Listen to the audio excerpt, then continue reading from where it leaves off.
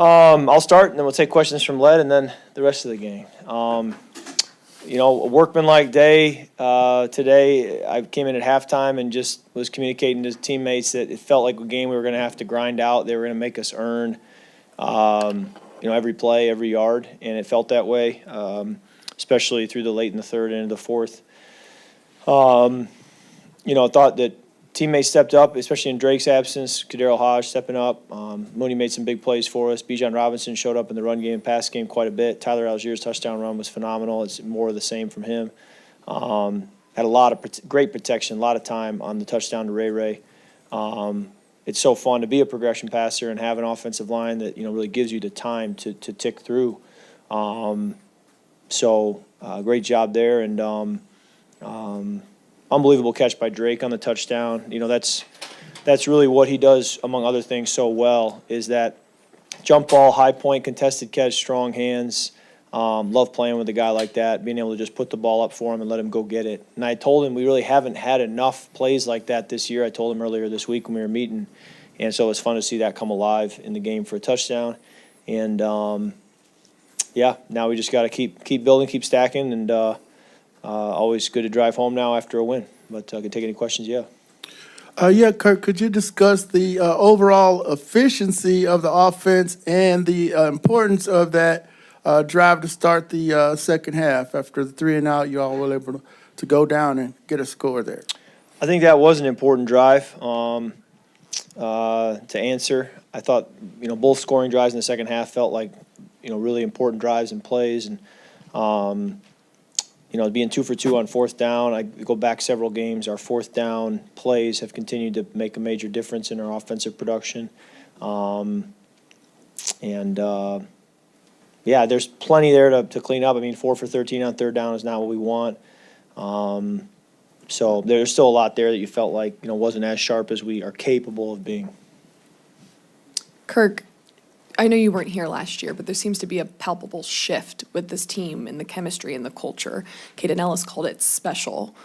What do you pinpoint that makes this team special sitting where you are right now in the season? Yeah, I think, whenever you're winning, you certainly feel like the wind's at your back more. And yet it is such a week-to-week league that, I've learned that maybe you have a tough loss and maybe things don't feel as special, if you will. And it's just kind of that week-to-week nature of our league. But I think it starts with Raheem Morris as our head coach, setting the tone each week and allowing guys to feel comfortable to be themselves and to play, with great effort. And then from there, it kind of trickles down to our captains and our locker room. And, we just got to keep challenging each other, keep going out to practice each day with an edge and with an attention to detail, and believe that if you do that, good things will happen on Sundays and the wins will start to stack up.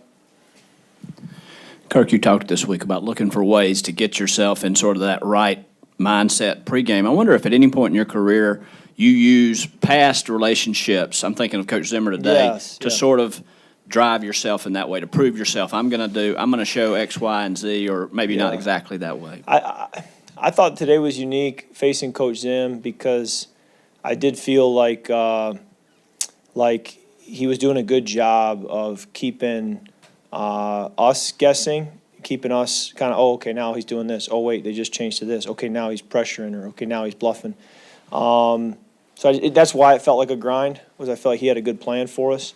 And then there were a couple times, and just the way he defended us, I thought that was smart. That was a good approach, and I think that's probably why we did have some challenges, and some of the drives did stall.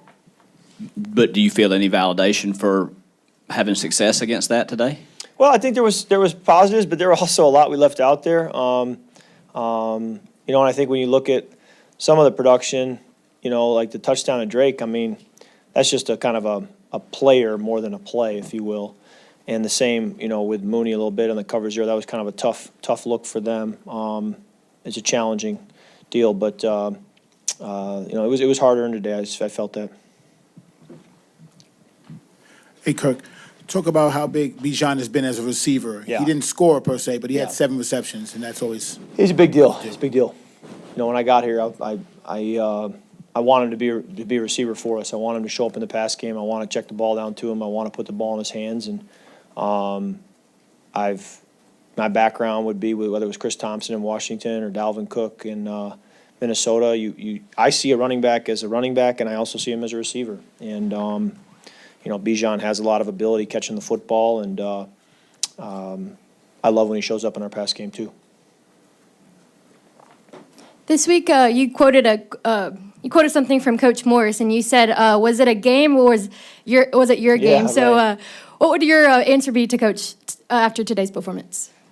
Well, I think it's something you answer probably more in February, but it was a positive day to come out with a win, and guys made plays. We spread it around again, but there's always going to be things I'm going to nitpick, and we can be better in, and would have loved to have pulled away, but we weren't able to do that as much today. Dallas, stood up tough in the second half and made it hard for us to kind of be able to pull away the way we wanted. Kirk, when you came here, you sort of talked about this team. Obviously, you did talk about, but they've struggled at the quarterback position the last few years, and I'm sure you saw an opportunity to come here with a lot of weapons. Has this sort of been how you envisioned, when you were laying this out, that how it could work? That if you could come in here and produce, they had the team, and this could turn around here. Yeah, it's so week to week. Certainly the Pittsburgh game wasn't what I envisioned. The Kansas City game wasn't what I envisioned. The Seattle game wasn't what I envisioned. So it goes both ways. And even in some of our wins, you feel like, there's a lot more that we're capable of. So the challenge as a player in this league is trying to chase a standard that is potentially unrealistic, but you're still going to chase it and demand it. And, it can leave you wanting more when you walk away from each game. But I do believe that when you hold yourself to a high standard, it tends to lead to the best results possible. Kirk, you talk about that Mooney touchdown. It was a tough look defensively for them with that bunch set. Where was he in your progression on that touchdown? Yeah, it's a little complicated answer because, with cover zero, you kind of only have time to work one receiver. So I had a decision to make kind of pre-snap as to where to go, and felt like made an educated decision, educated guess that, I think Mooney will be my best option, and Mooney made me right. But, it was a tough pressure look, and, we were kind of fortunate there to be able to get a big explosive in a moment like that. And then how much fun is it for you to be able to divvy the ball up to so many different guys at any moment in the game? Yeah, you want to be multiple just so the defenses have to honor all five eligibles and have to kind of play you that way, as opposed to leaning towards somebody heavily and making the looks more difficult. But we also feel like there's a lot of people on our offense that can help us, and I think you all know that. But the more we can spread it around, the better. Kirk, I'm curious, when you have a winning streak like this and you're 6-3 right now, is there a time where you still need to talk to a young team and give a message, versus like when you have a losing streak or you just lost a big one, it's time for a message then. But when you're on a winning streak, is there still time for a message or a need for a message just to keep everybody at ease? I just think there's a message and a mindset you have to carry in every week. This league will beat you up, and it's so tough. It's such a grind. As one coach used to say to me, he's like, "Hey, we're checking into a miserable hotel, for 6 months. That's the way it is." And so we all need encouragement. We all need motivation. Football is such an emotional game. You have to find that emotion each week, and you can't be waiting on someone else to provide it for you each week. But at the same time, you are aware of the need to make sure our team's in the right mental space and emotional space each week. And sometimes you aren't, and it can lead to poor performances. So as a captain, as captain's leaders, you try to have your pulse on that. And the message can be anything, but you do try to understand what guys need to hear to play at their best that Sunday. Kirk, you've mentioned week-to-week league and trying to stay focused, but this town, this fan base has been starved for a winner for a long time. Maybe can you sense that through your family connections here and everything of kind of what you're starting to build here? 6-3 is fun for the fan base, Kirk. I know you go week to week, but it's fun for you. Yeah. But can you sense what's building here? Well, it's. I thought fan base wise, when you're playing Dallas, you never know, just how much are you going to see Cowboys fans in the crowd. And I thought our fan base really stepped up today to make it a home field advantage for us. The swag surf in the fourth quarter was tremendous. The Nest continues to bring it every week, even during TV timeouts, which is amazing. So, that's what it's all about. I was with a retired quarterback this spring and had recently signed with Atlanta, and he was talking to me, and unsolicited, he said, Kirk, when I was in free agency and I was looking where to go, part of what I thought about was the city you go to if you win. What would that be like in that city? And he said, I look at you in Atlanta and I say, that could be really fun if you win. That could be a really special place to win. And he said, you got to be excited about that. And so I thought that was a good perspective to have, that this is a city that when you come here and you get the job done, there's a lot to look forward to in terms of what the city, how we can all come together. So a growth process of learning from past experiences. It was all out pressure. So as Gary Kubiak used to tell me, ball's got to go. It's got to go somewhere quickly. And I had Bijan on a double move on my left, and then had Mooney on my right, and then had Kyle on a shallow cross. All three have potential there versus man coverage. All three need to win quickly, and I just felt best about drifting right and trying to work Mooney, knowing the ball had to be out quick, and he made me right. At what point in that play do you know it's the right decision, and you're? I think the ball was maybe 2/3 of the way there, and I thought he's pretty open. This has potential. And then he had to catch it and he had to finish, but that was a good feeling. Yeah, sorry, just one quick thing. You guys have converted a lot of fourth downs over the course of the first half of this season.